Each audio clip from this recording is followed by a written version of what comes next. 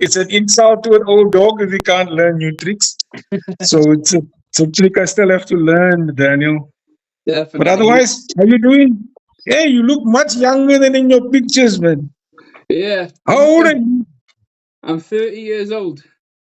Yeah, I wanted to say you could have been my eldest son. I have a 30-year-old that lives in England now. Yeah, that's awesome. I didn't know you had a son that lived there. Yeah, That's cool. yeah, my son was at Ali Pali when I was there. That's cool. That's where you stay when you come over to England, is it? For the modus and stuff. Do you stay with your son? No, for motors I got to stay in Portsmouth and I stay at Yeah. the travel lodge. And for Ali Pali, I made sure I spent all my money staying at the hotel where all the players were staying. and I could just get the best of all the worlds. It was just, yeah. After I got knocked out, I was a tourist, man. That's pretty awesome. Yeah. I would have done the same thing, to be fair. It must have been pretty cool. Backstage with all those players. It's pretty awesome. Even though I don't see a lot of pros regular, but when I do get to work with them, I get the pleasure of working with them, it's still intimidating. When I see them for the first time, it's all, even if it's online, it's a bit, he's talking to me. Look, those are awesome guys. I got to meet a lot of them, especially the two Lukes. I was having a practice session with them. Yeah. They were both in the same practice room with me. That's It's awesome, man. It's awesome being in the company. And I'm just being myself. I just camouflage it well that they don't see that I'm starstruck here. That's what I try to do, yeah. I was going to say, Luke would probably be weird for me to see Luke, because I've only ever met Luke once. But when I met him, he wasn't famous, It was, he won the Welsh Open. I played in that when he won it. It was, he was definitely up and coming, though. He was famous with dart players, but not like he is now. He went on Forbes magazine. Yeah, that's Luke Humphries. It's Luke Humphries you're talking about. Luke Littler. Luke Littler. Oh, Luke Littler. I met him. The first time I met him was in Gibraltar. I think he was 15 years old. Yeah. Yeah, we took a team from South Africa with the Devon Peterson Darts Academy. That's to cool. the JDC, Youth World Championship in Gibraltar. That's awesome. And that's why I met him. Yeah, him and the other boy, what's his name? Who's the other hot shot you guys had there that played against Phil? Thomas Banks? He's one of them, isn't he? His name is on my tongue. The boy will kill me now if I forgot his name. It's a youngster, man. He was with Luke in the same team. Leighton Bennett or Thomas Banks? Leighton Bennett.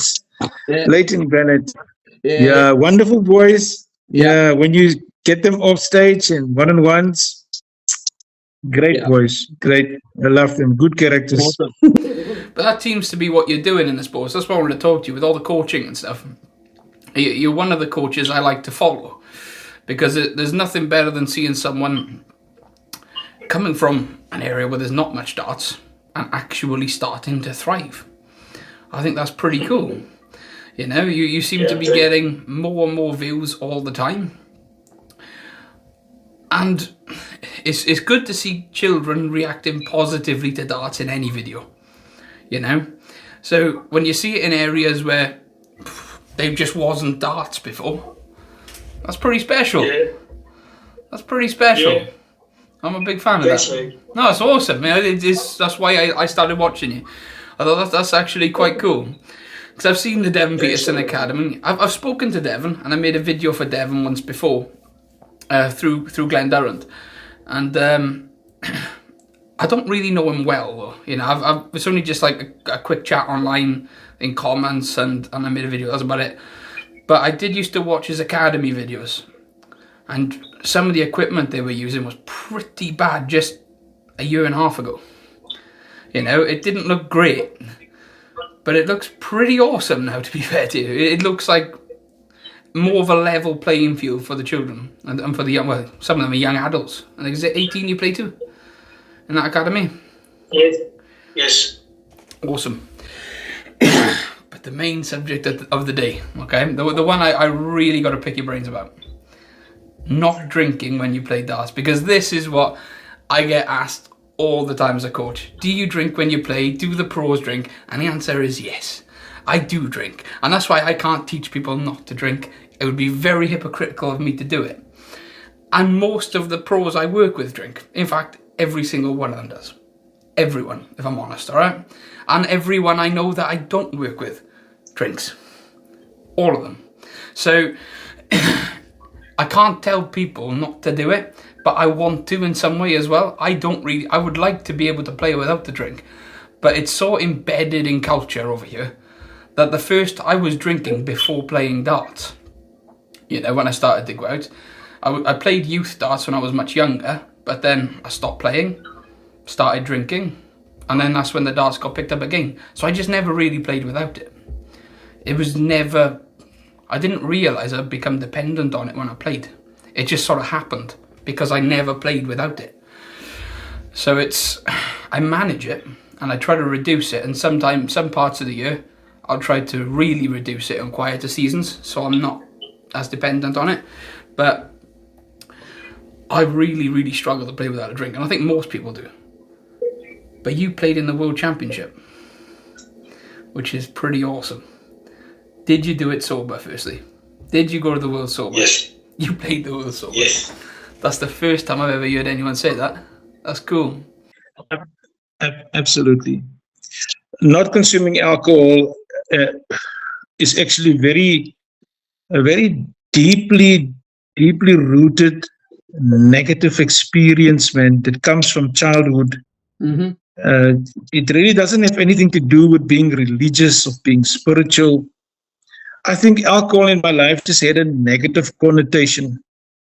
And I don't condemn any person that uses it, because the culture of alcohol usage or alcohol abuse where I grew up is just a poor negative one. It's just a bad one. You know, when your father works the whole week and he comes home drunk, he stands in the door and suddenly the coffee table is not in the right place and he starts kicking it. Yeah. And as a child, you would stand there with your overnight clothes in the packet, and you wonder which auntie's house are we going to go to this weekend.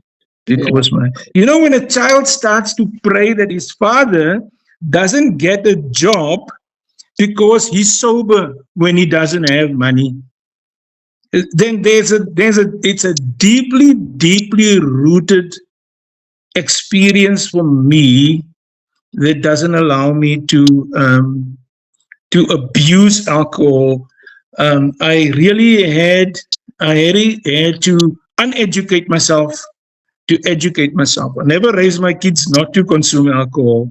I raised them, when they consume alcohol, that they do it responsibly, because I couldn't raise them the way I was raised. I was going to be a different dad. In my house, I didn't have curfews because I know the party starts getting liquor. Liquor is just enjoyable. It's an Afrikaans expression in South Africa. At 11 o'clock, but they have to phone me to come and fetch them. At 3, I'll be grumpy to go fetch them, but I will, because I need them to be safe at home. Yeah. So I needed to be a different dad. But not consuming alcohol while I play is a deeply rooted meaning to me, because it stems from my experience, my negative experience with it. And I don't find anything wrong with other people consuming it. Yeah. It's just that I don't do it while I play darts. And I only consume beverages because that aids my hydration, because I'm a sportsman. Yeah. The other thing, Daniel, that helps me also is people in our country, and I think it's also stems from what we see. We haven't been exposed like lately over the past 30 years to the level and the experiences that dart players from overseas have experienced, and the exposure to the game. I mean, I met Luke Littler in the training room at the Hilton where the players stayed during World Championship, He was 16 and he couldn't understand why I told him, "You are more mature in the game than what I am." And he wants to know. I said, he said, "But you're 56." I said, "Yes, but how many times have I ever been on the stage? How many times have I have played against the big boys in the world?" Because it just wasn't there.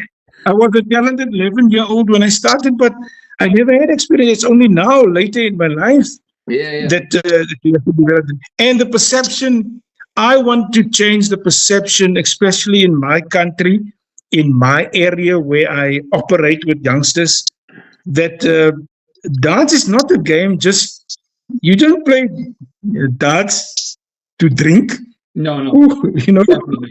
So you can if I can achieve it sober, but it doesn't mean you should not enjoy it if you want to in your time. And I can't force my beliefs on anyone else. I don't expect it. It's just that, yeah, with that perception, it is possible to do it. And it's basically those things, those two things. The fact that it has a deeply psychological battle for me from a very young age that influenced me negative, and I just wanted to change the perception around that darts is a pub game. Darts is a game for drunkards with big bellies. So at the minute, perception in darts is a big thing because darts has grown astronomically in the last 4 months. To new heights that I never thought it would get to in my lifetime, and within 4 months it's happened. Yeah, it's really, every time I used to tell people I'm a full-time darts coach, they would look at me and think, "Is that a thing? Is that a thing?" But now, every time I say I'm a full-time darts coach, they start talking about darts.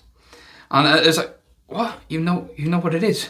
You actually, and it's not that they know the subject, they know what's happening in darts, which is strange. That's never happened before. And it could be anyone.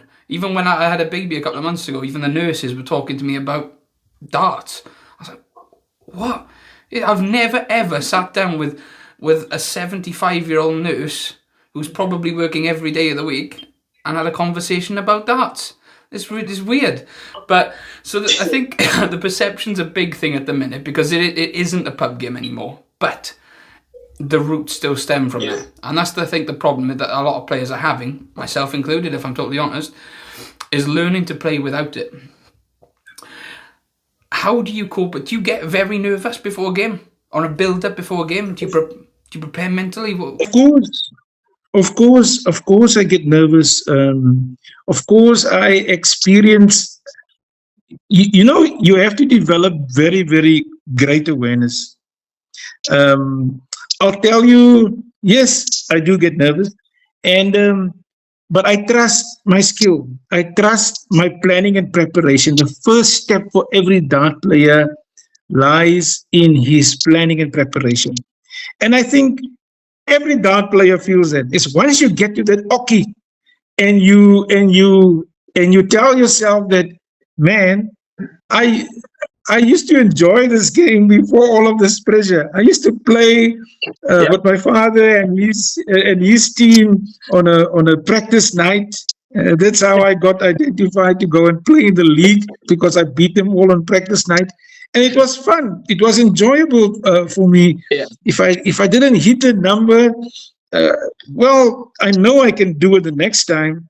So I carry all of that with me into the game. In my planning and preparation, I have a confidence that if I prepare well and I plan my training as well as my game plan well, I can go and execute. And if it doesn't work out, I make a reality my friend. And go with the flow, man. That's fair. What is the preparation for you? Do you prepare just in terms of your practice, or are there things you do mentally as well? Because I quite like a lot of audiobooks, things of that nature. Do you do anything similar to that? I know some people meditate, which is it works for some people. Barney apparently used to do it. I have done that. It did help. Do you do anything like that at all? First of all, make sure everything is good at home. Don't argue with the wife. Don't leave the house with an argument unsettled. I mean, gee whiz. I make it a universal thing. Some guys handle it better, but I don't. I make sure that I ask the wife, "Do you want some tea?" She wants some coffee. Then she knows, hey, what night is it tonight? It's darts night. He doesn't want. So I try to avoid all of those things beyond the game because we are more than just dart players, man. Yeah. And even when I had to leave to go to the UK, I made sure there's enough bread, the electricity is paid, the water and lights won't go off except if my government does load shedding. But there's petrol in the car, there's enough groceries. I make sure that the alarm is working, the security gates are well, and all of that. So that's important, that what you bring to the hockey and what you deliver is starts way back. Your preparation starts way back in your life, in what you do beyond the hockey before you get there. But preparing for the game, it's important. I don't spend 3 hours consecutively. I have a degenerative hip, so it's very painful. There's very few that knows that. They can only see me limping sometimes. Yeah. But when I have a few inflammatories in, it's difficult. And I come off last as if I have a township walk, and they think, oh, he's from South Africa. He's from a township. He has to walk like that. No. I have a degenerative hip, so my time at the hockey when I practice anything between 15 and 20 minutes at the time, and I will spread it out throughout the day. And then I play online to simulate real-time matches. I play on Naka, and I invite some friends. I have a good friend in Malta, Alfred Muscat. He's a 70 and above average player, and we keep on pushing each other. I have a few. Recognise that. I coach quite a few in Malta. It's really strange. I've got about 4 students in Malta, and they all play against each other because it's so small. They all play. It's just one league. You can go from the one side of Malta to the other in about 45 minutes. So I was invited to play in Malta, and I really want to go next year. I've got a few trips away this year, so I can't go, but it's one of the places I would like to go. It looks beautiful, to be fair. And there's a... No, I haven't. I haven't been there, but there are some good players there, and I meet up with them. So your question was about mental preparation, right? Correct. I think as an individual, you're more than just a dart player. So make sure that everything that happens before you get to the hockey, that's sorted. It's not always possible. Life happens, but your awareness helps you make reality your friend. I was on stage, right, and the first game, and when I walk on, man. I must explain to you. I had wonderful moments the 3 weeks I was there, but there was this one moment that wasn't captured on television. It happened during second break. So I went for the bull down in the players' room, and it was topsy-turvy. Ricky missed, and I could get the bull, and I didn't. And then I went and I missed, and poof, he hits the bull, and now he had to go first. Yeah, we got into the stage. It became 2-2. I lost the first set. Yeah. 3-2. And then we all went down for the first break. But before that, walk onto the stage. Was so nervous. I even missed all the pom-pom girls to my left. Made the dancing girls. I call them the pom-pom girls. They have those pom-poms in their hands and they do this, and I made a move or two, and I went and I greeted the officials. And as I turned towards the crowd, that rush of adrenaline and that energy that takes you like that. Yeah. My brother, nothing prepares you for that. And everything that you prepared is just gone now. How are you going to play? How are you going to stand? Everything just disappears. You have to, and that is where your self-awareness kicks in. Where you say, hey, I'm here now. I got here to this moment. Let me make fully use of it. And you go and you trust your skill.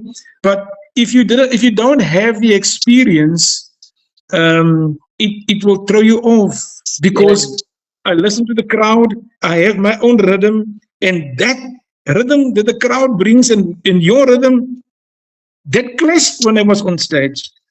I was completely someone else, and the more I tried to to hone in and fix it. I just couldn't. I just wasn't up to it. I was totally out of my comfort zone, out of what I've ever experienced in my life. The second interval, I didn't go off.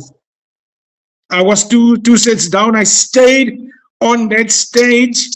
I was taking a sip out of my water. I look at my son. He says, "Smile, boy, smile." I said, "I am smiling. I'm engaging with the person here at the bottom." And then the best moment. I know your question was about mental preparation, but all of this feeds into your psychic and and the way you approach things. The people start to sing my name. 8,000, I don't know how many was there that evening. And it sounded almost like the Phil Taylor song. There's only one Simon Adams. You know what that meant to me? Yeah, I still get goosebumps when I speak about it, Daniel. I feel a thrill. That was the best moment. And I thought, they sing my name, a boykie from the township in Pefferville, East London. East London is a coastal town, the British influence where I come from. I live in Port Elizabeth now, but I grew up there. And suddenly I have arrived and I realized, okay, I can't handle this right now. I don't know how to counter it. And I'm just going to have the time of my life. I'm just going to go to the dartboard and tell myself, this is how I stand. This is how I lift. This is how I hold. And this is how I release with the straight arm.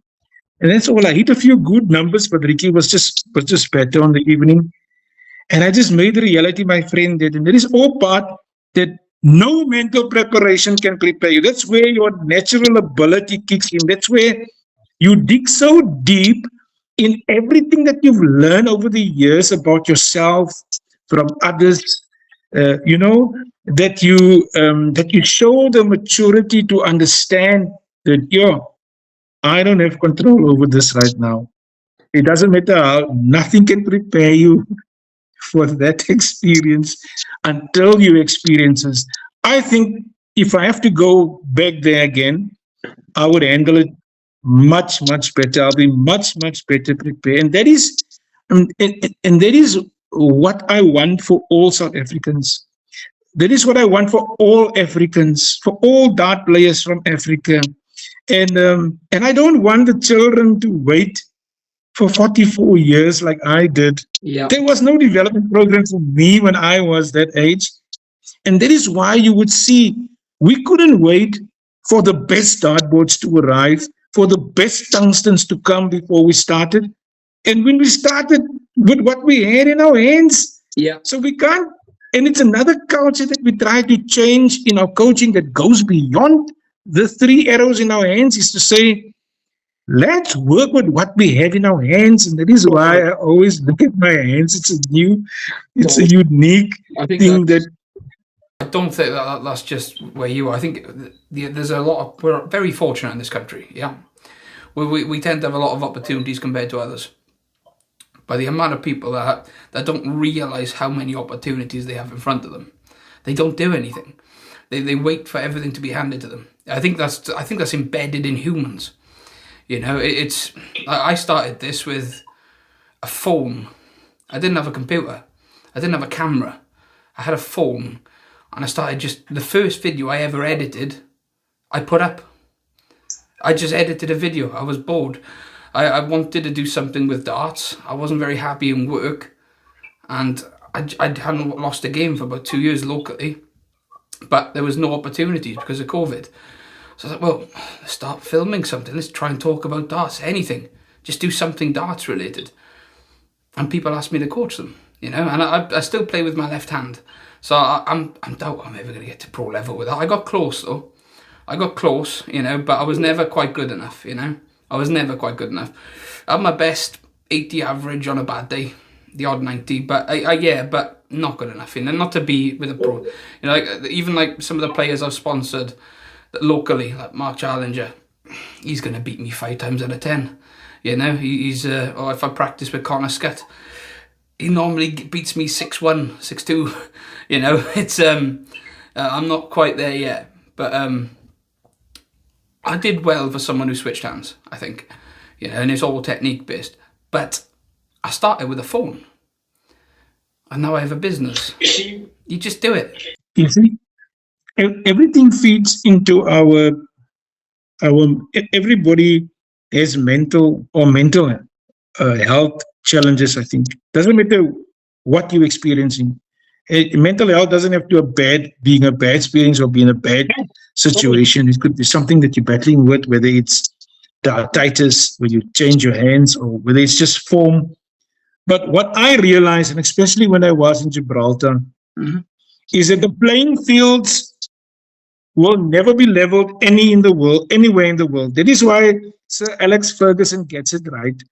Not that I'm a Manchester supporter. He recruits from sectors of society where the players can be innovative, that they can handle challenges much better. And that is what he needs. Yeah. And the standard of the game is not going to change because you are from South Africa or you are from Africa.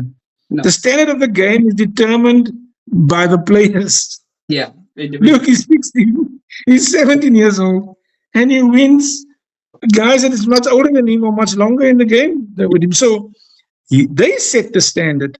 And what we need to do as coaches is to tell and change the mentality that people are not going to feel sorry for you because you're from South Africa or you're from Africa. Let us use this opportunity. Let us use my experience as a coach to tell you what good should look like. Let's have the decent dartboard. Let's upgrade you from brass darts to tungsten darts. Yeah. Let's use the science that we have that says because men has a forceful action, they will play with lighter darts, and women has a lobbing action, they play with more heavier darts. Yeah. But as we progress, as long as you cement the fundamentals, let's get that straight, that while the playing fields are not leveled, we're not going to sit down and do nothing. We're going to close these gaps as much as we can. And if we don't start right now, Daniel, the gap is just going to be bigger. It is a fact that the UK, Europe is setting the trend, is setting the pace. That is what good should look like. When I go there, I come and I build a stage and I say, this is what you need to expose yourself to. This is the walk-on song you need to choose for yourself. This is the type of, there's some things in the training session that you can't replicate. You can't replicate nerves, but you can have match-orientated coaching. Yeah. But your mental preparation starts by accepting that I need to use what I have in my hands. I need to spend time. If I want to be good at what I'm doing, I really need to develop the discipline and the dedication and commitment to make myself better. Yeah. Because practice doesn't make perfect. No. Practice makes better. That's why we sometimes throw so bad, still win with the 68 average, and play 106 average and still lose the game. Yeah. How do you manage that? Well, I smile. People think I like losing. I don't. I smile with my front teeth and I grind on my behind teeth. But it's how it is, and how you manage yourself. So we try to instill all of that, and most of the kids come from circumstances that are trying, that are challenging, where parents only has money to pay the school fees, but nothing extra than that. What do you do to sustain that? That's where a person like Devin comes in. You know, Devin Peterson has been where I was doing all of this and crawling with and trying to do something out of my own bread bin while raising my own capitalist kids and a wife that is very ambitious. I was very grateful when Devin asked us to partner up with him and assist him with this, and he took us from crawling to running now. Yeah. And this thing is really gaining momentum because of what Devin puts behind it. what him in the African Dart Group is putting behind it, what they're doing for South Africa and Africa as a whole. And but still, somebody needs to look after the grass while they look after trying to close that gap that is between us and the rest of the world. And that gap are being closed, not at the pace that I would like to, but more and more players gets the opportunity to go and participate at international level. And I'm the one that, even though I'm aspiring to still be a competitive player, I need to look after the grass. I need to make sure that more and more players like Luke comes through the system. Like, I want to have my day at some point. One day I'm gonna bite the bullet and I'll have a crack at Q School. And when I feel my game's ready, I'll have a go at it. But this feels more important to me. As not just because of the money. I actually like doing it. It's something that I love to do. But what is your... So I know you're trying to close the gap. What is the next step, do you think, for you? What's the next step you need? Have you started an international team for the youth yet? For the WDF? Have you started like South African team? Oh, that is a very pertinent question that you're asking. We're not allowed to participate in WDF events currently in my country. Oh, I didn't know. It's actually a pity. I wouldn't. It's so political, and I have to be loyal to the absent, even if I don't like what the guys are doing or the leadership is doing. The WF representatives in my country, I have the talking stick now. They can't defend themselves. So this is just my opinion on the matter. And I think it has become so personal that everyone that participates or try to make use of this opportunity that is presented by Devon in the African Dart Group, they get suspended from Dart South Africa. And they're not allowed to come and participate. It's a similar fight like BDO used to have in the past with PDC players that move. Very, very similar. My word. And I'm so afraid that this organization could run the same fate that BDO did. But I'm constantly the conscience to them to remind them that we cannot deprive people, especially the people in South Africa, from having the freedom to choose the opportunities that they want to participate in. I'm really, really thinking about my response on this one, because I'm extremely, extremely disappointed in how segregated our sport still is after 30 years of democracy in our country, and our leadership are carelessly making decisions because of personal differences and not looking at the big picture. The big picture is that we are such a small dart community. Our dart sport is not even a priority of government. Government has 16 priority codes, Daniel, and dart is not part of that. And the opportunities that is afforded by Devon and his organization is exactly what we need in this country. Yeah. But it has been rejected.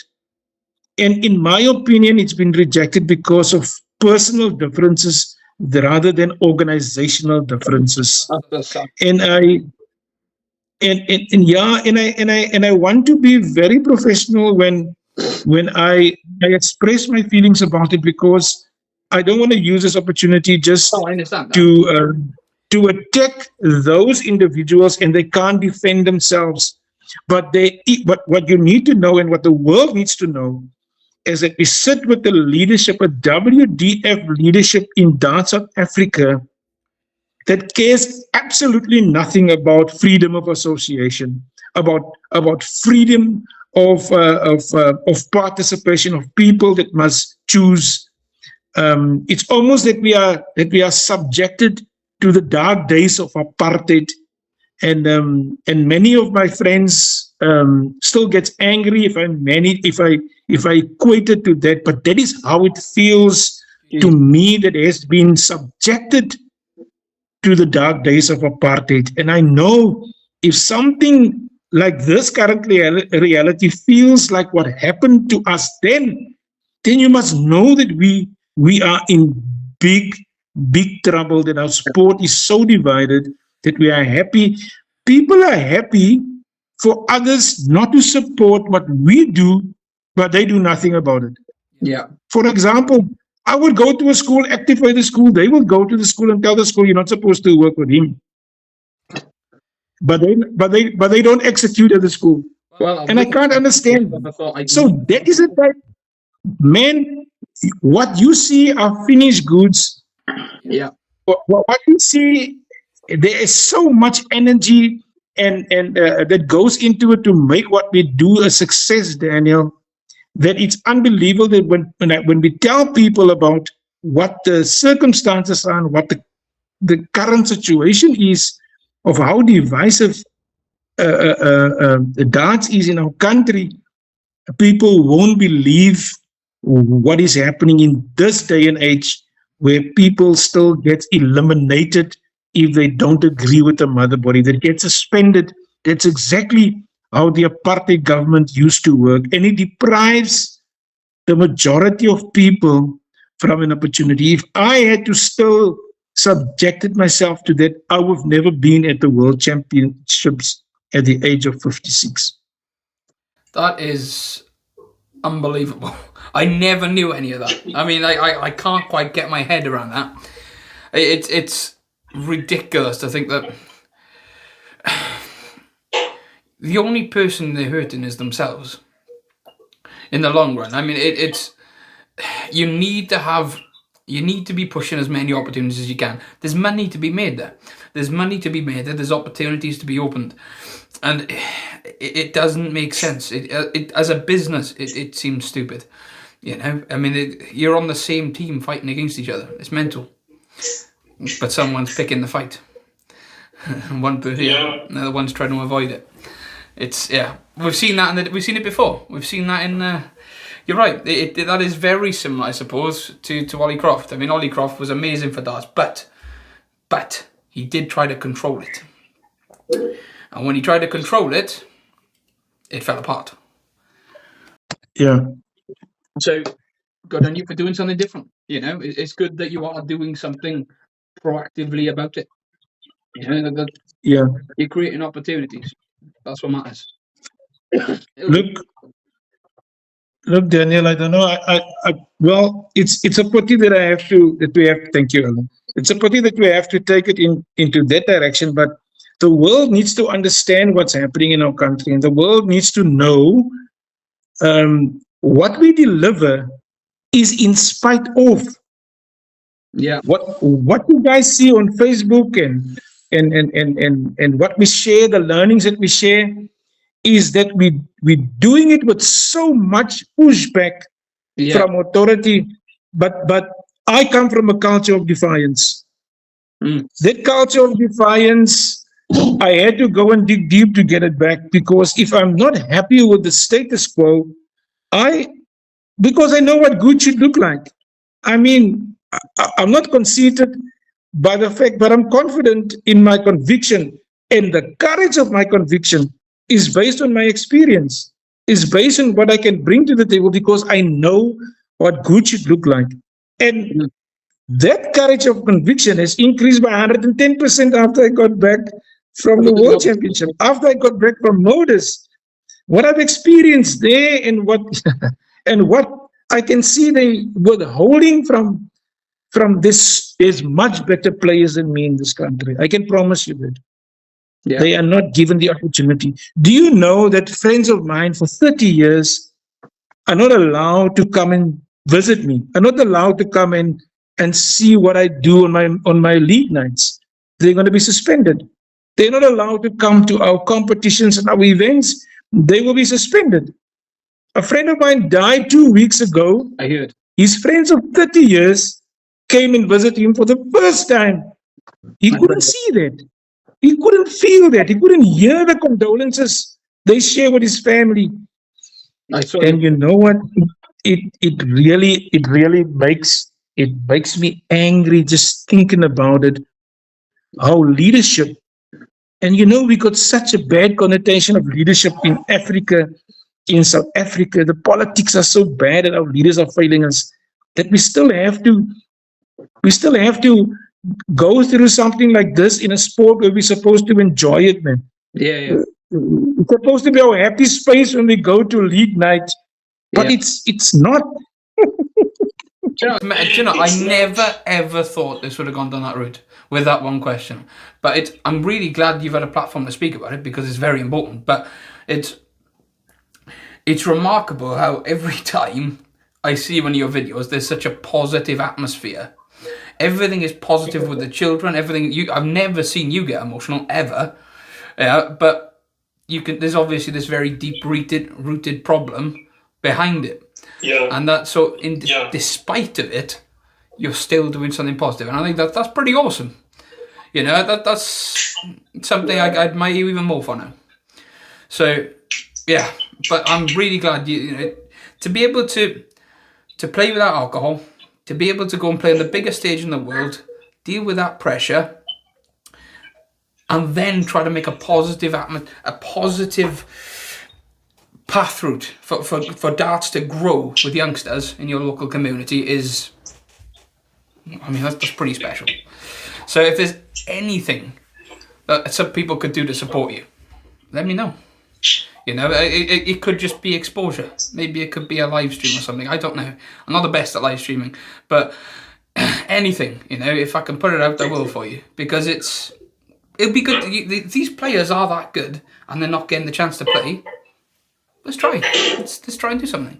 Modus would be amazing to see a pathway to Modus, so they could qualify for that. It'd be amazing. I've got no power on that at all. I have nothing to do with Modus, but how good would it be if they can't go through the regular WDF route, which is traditionally grassroots darts?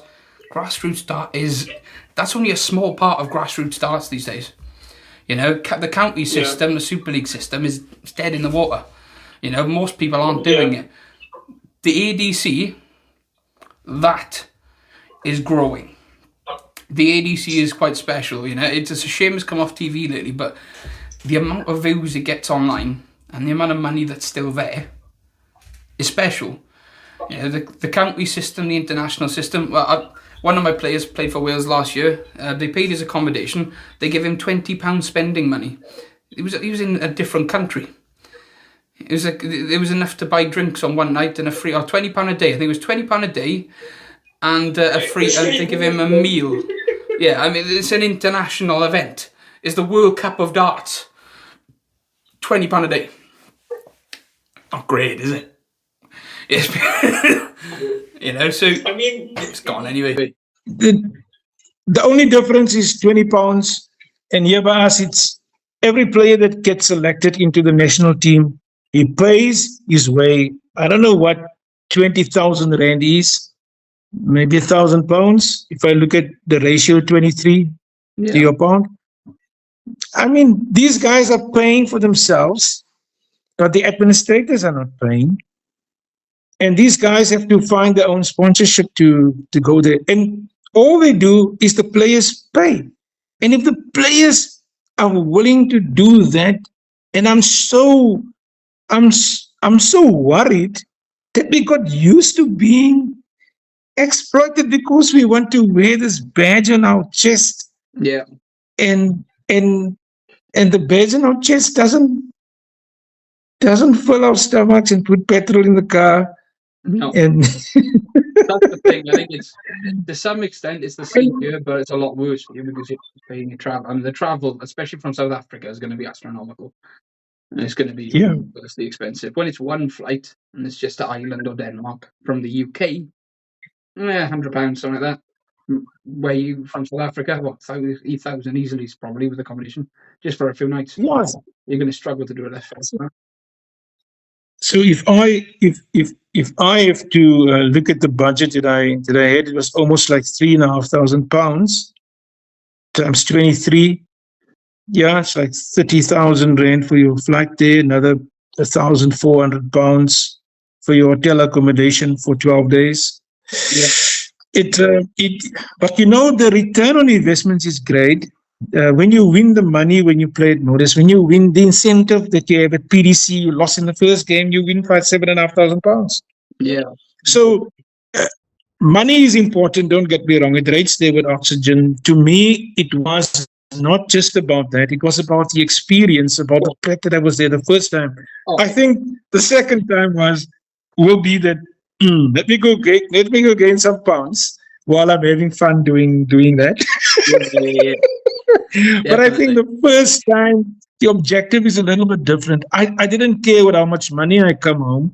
I just care about the experience. How is that experience going to increase my capacity? How will I help my community? How will I share that experience to uplift them to aspire to where I was? Mm-hmm. And I think while I'm alive and well and only have the degenerative hip to worry about, I will continue to be competitive. Yeah. I mean that it was never my plan. If I just have to go to probably one of your other questions, to win the World Cup the World Champs qualifier. Yeah. And I think it just suddenly happened. I think there's divine intervention there. Because how can you be a 70 to 75 average throughout your competitive game and you go win a final with 93 average? Yeah, it's amazing. And then you go to Modus and you score 107, which is your highest average. And it just shows that there's no cap on capability. No, I've noticed when you play, you're not the most consistent player, but you do have a sort of a bent. You don't seem to go under a 70. You have a few bad legs where it drops to around a 70, but you always tend to pull it back to high 70s, low 80s. Normally, you as soon as you start firing, they start going in. So you're sort of, for me, you're one of those players that you can look at the average and think, oh, I could beat him. But actually, if you look at the legs you've won in 14, 16 and 15. So it's like, actually, you look at the legs he won, he played really well. Yeah.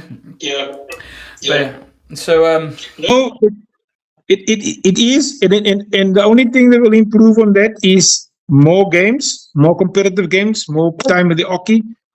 More practice. Hey, that's the game. It's all about what you do when you throw. If you can have a terrible average and still have played really well. If you've held your throw in 15 darts every time, roughly, but you've done really bad against the throw, your average looks terrible. But to beat you, they still would need 100, roughly, consistently. So it's they do look at averages too much a little bit. You can. Yeah. It doesn't really paint the full picture in terms of standard. If you're winning games, you're doing something right. Yeah. That's the way I've always been with it. Is the averages for me are good to look at if I'm just practicing by myself. But as soon as I go into a game, it could be anything. I could play 3 good legs and have a massive average, or I could play 3 bad legs but decent throughout most of the game. And actually be more competitive and have a low average. It's one of those things. No, that is a game that the one who's more consistent wins. Definitely.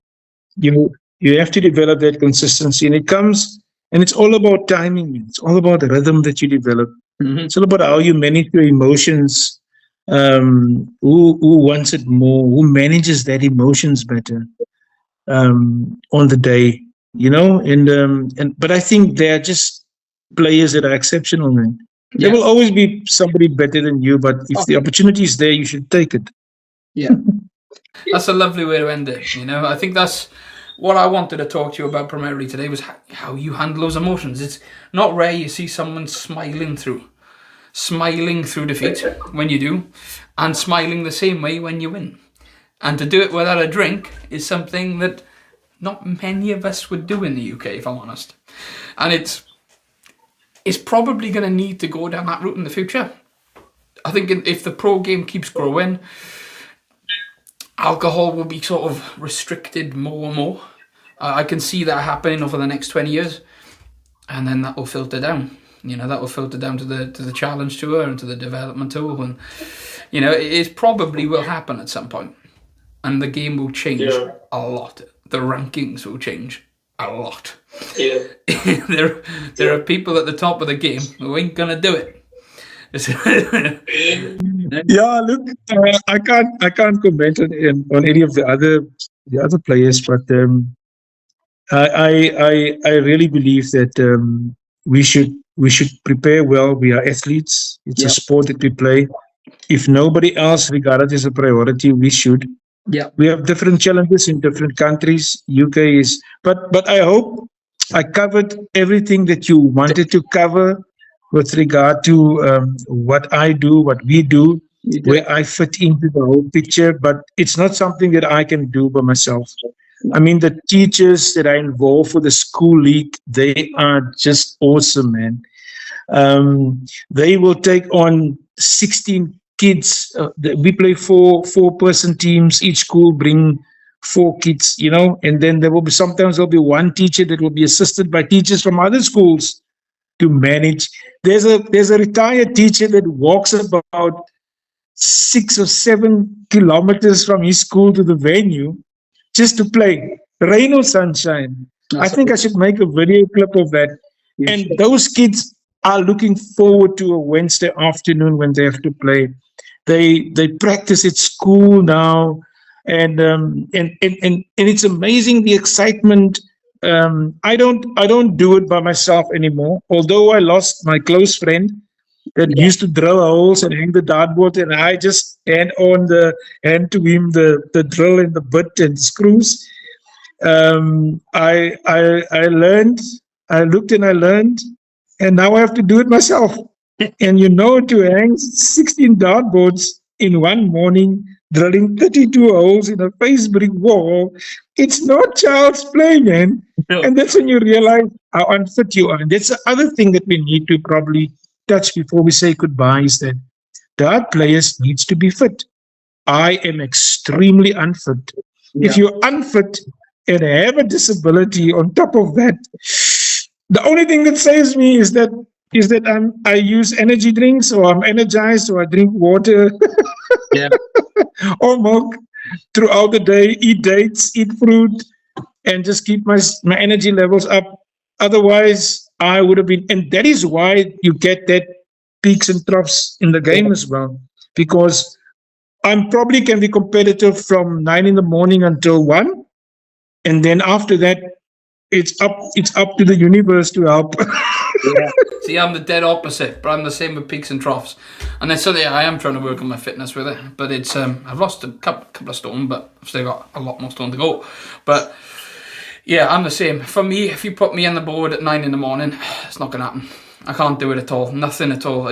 But put me on there after 4 o'clock. 4 or 5 o'clock, I'll be all right.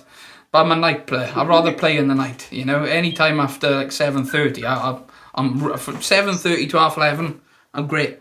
But then morning, nah. There's nothing worse. Nothing worse. Yeah. No, thank you so much for the opportunity. I know I went on to a tangent here for a while. No. But everything is related. Everything is relevant. There's context to everything. Yeah. And we're just more than what we are. Yeah. We are linked to everything. And though I have 3 arrows in my hand, I think I'm in the people business. And darts are played by people, man. And that is what makes the world go round. And that is why I'm so appreciative of everything. Thank you, mate. No, thank you. Thank you so much. I've learned it a lot. Thank you very much for your time, okay? Take care, buddy. See you, mate. So, Daniel, check it out. Will do. He's nuts, isn't he? I like him. But there's a very, very important few messages in there, I learned a lot. But I think he's right. When it comes to playing alcohol-free, I think we do it to cover a lot of stress. You see it with a lot of professional players. When their home life's not good, their darts aren't good. You know? We've seen that loads of times. So maybe there is something in that. Maybe unloading baggage on other aspects, so we're not as stressed before the game. Maybe that is something that we could all try and take away from it. And in terms of what he's doing, please follow him. I'm going to put all the links to his social media in the description, bottom of the description for this video, in the comments, and I'll also put them on my website temporarily as well, on my blog page, because they're doing a lot of work for very little thanks, by the sounds of it, and they're doing a very good job. We want darts to grow. We need darts to grow. Darts is doing amazingly well. It's never been so good, but people like that help. They help to make it global, not just a UK sport. I gotta respect it. I like him.